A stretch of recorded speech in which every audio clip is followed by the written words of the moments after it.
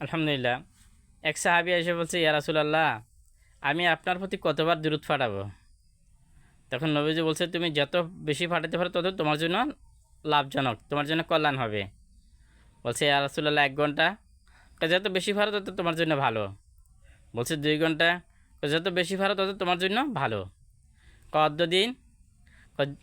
যেন অর্ধদিনের কথা কইছে, তখন আল্লাহ রাসূল বলছে, যে বেশি আমার প্রতি দুরূদ পড়বে তার সুপারিশ করে আমার জন্য ওয়াজিব হয়ে যাবে।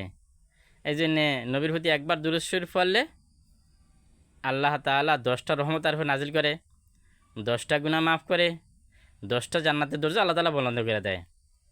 এই জন্যে সবচেয়ে ছোটো দুরূদ শরীফ হচ্ছে সাল্লাল্লাহু আলাইহি ওয়াসাল্লাম, সাল্লাল্লাহু আলাইহি ওয়াসাল্লাম। এই যতবার পড়ব 10টা নেকি হবে, 10টা গুনাহ মাফ হবে, জান্নাতে 10টা বৃদ্ধি হবে। আবার নবীর শাফায়াত সে বেশি লাভবান করতে পারবে, লাভবান হবে যে বেশি নবীর প্রতি দুরূদ পড়ে। এই জন্য আমরা চলতে ফিরতে খাইতে লইতে আমরা সবসময় নবীর প্রতি দুরূদ পড়ব, তাহলে আল্লাহ তাআলা, আল্লাহ রাসূল আমাদেরকে এর মধ্যে শাফায়াত দান করবে। আল্লাহ তাআলা আমাদেরকে নবীর প্রতি দুরূদ পড়ার তৌফিক দান করুক। আমিন। ওয়া আখিরু দাওয়ানা আলহামদুলিল্লাহি রাব্বিল আলামিন।